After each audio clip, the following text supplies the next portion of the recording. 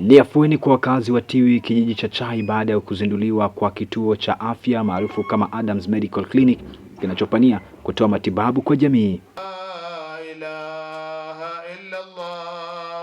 Mimi kwa majina naitwa Adam Juma Magonjwa.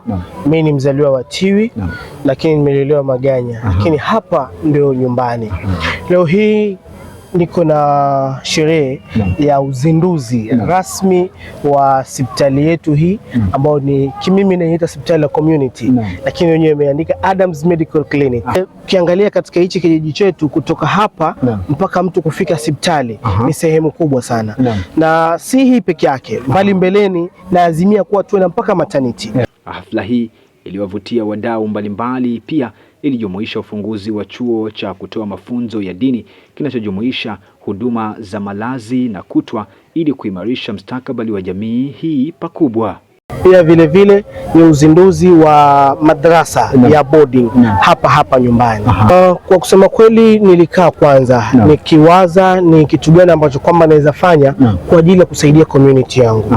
Na mwisho nilipokaa na baadhi ya wanakijiji na wazee, tukaona ya kuwa katika kijiji chetu tuna shida ama tuko na uhaba wa vituo vya madrasa, tena haswa vya kuhifadhisha Qur'an katika eneo letu hili la Tiwi.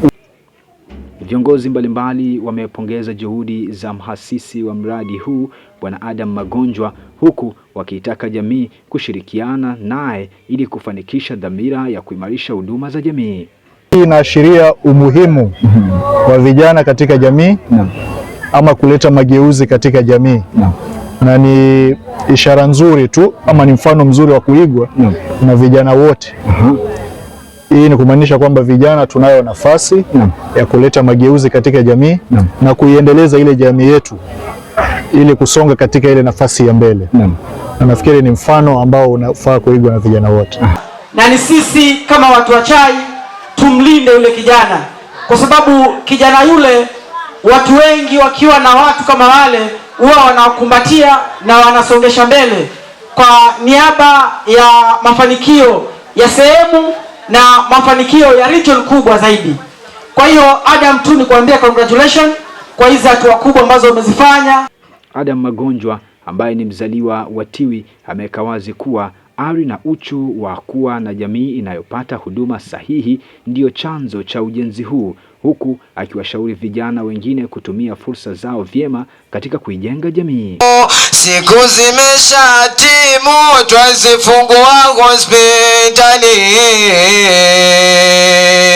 Hongera kaka Damu kwa kazi iliyo nzuri.